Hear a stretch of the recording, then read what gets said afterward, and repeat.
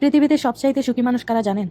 যাদের কোনো ঋণ নেই, যারা শাক ভাতেও সন্তুষ্ট, শাক ভাত খেয়ে সবসময় বলে আলহামদুলিল্লাহ, যাদের কোনো অভিযোগ নেই, যার মধ্যে কোনো লোভ লালসা নেই, যে বিশ্বাসী ও পরোপকারী, যে অন্যের সুখ দেখে সুখী হয়, অন্যের দুঃখ দেখে যে দুঃখ অনুভব করে, যার মধ্যে কোনো ধরনের হিংসা নেই, সেই হলো পৃথিবীর সবচাইতে সুখী মানুষ।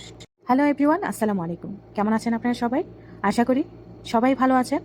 প্রতিদিনের মতো আজও নতুন একটি ভিডিও নিয়ে হাজির হয়েছে আপনাদের মাঝে। আশা করি ভিডিওটি ভালো লাগবে আর পুরোটা ভিডিও জুড়ে আমার সাথে থাকবেন। তো আজকে কিছু রান্নাবান্না করব, ভাবলাম আপনাদের সাথেও শেয়ার করি। বাসায় ছিল বেগুন আর ভেন্ডি। অনেকদিন ধরেই মন চাইতেছিল যে বাঙালি স্টাইলে কিছু রান্না করে খাই।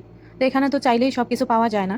তা হাতের কাছে বেগুন ছিল আর ভেন্ডি ছিল, ভাবলাম যে ভর্তা বানিয়ে নিই, শর্টকাটে ভর্তা বানিয়ে নিই, মজা করে ভাত খাবো আজকে দুপুরবেলায়। তো সৌদি আরবে কিন্তু ভেন্ডি পাওয়া যায়, একদম কচি নরম নরম ভেন্ডিগুলো।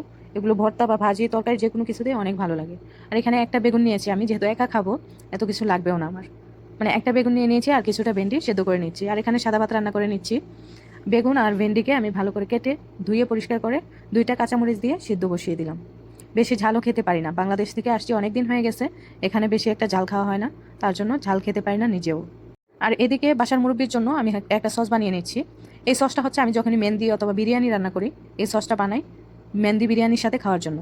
তো আমার বাসার যে মুরব্বি আছেন উনি হচ্ছে অসুস্থ, তো এই সসটা উনি অনেক পছন্দ করেন। আজকে আমি সাদা ভাত রান্না করছি, তারপর উনি বলতেছে ওনাকে সস বানিয়ে দিতে। তো যেই কথা সেই কাজ, আমিও চলে আসলাম সসটা বানানোর জন্য। এই সসটা বানাতে বেশি কিছুই লাগে না। এখানে নিয়েছি আমি হট সস, কেচাপ, পরিমাণ মতো লবণ, চিনি, কাঁচামরিচ, টমেটো, পেঁয়াজ, রসুন। এখানে আমি ব্যবহার করি হচ্ছে পুদিনা পাতা আর ধনিয়া পাতা। আজকে বাসায় ছিল না, তার জন্য আমি হচ্ছে মুরব্বির জন্য ধনিয়া পাতা পুদিনা পাতা ছাড়াই বানিয়ে নিচ্ছি। যেহেতু উনি খেতে চাইছেন আর অসুস্থ, ওনার হচ্ছে অসুস্থ মুখে অনেক কিছু খেতে মন চায়, কিন্তু খেতে পারে না, যাই বানিয়ে দিই খেতে পারে না বেশি একটা।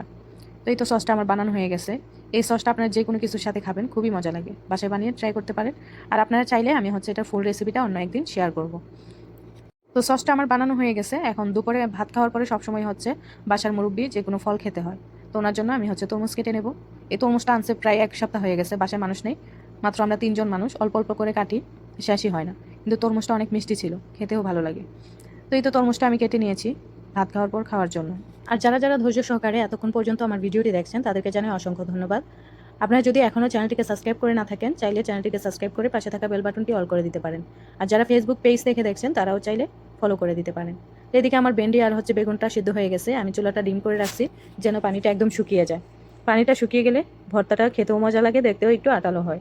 তো এই তো আমি ভর্তাটা বানিয়ে নিয়ে এলাম, এখন হচ্ছে খাওয়া দাওয়া করবো। আসলে আমরা বাংলাদেশে যত খাবারই খাই না কেন, বিদেশের মাটিতে যদি একটু বাঙালি খাবার খাওয়া হয় অনেক তৃপ্তি পাওয়া যায়, মনে হয় যে না অনেক ভালো কিছু খেয়েছি।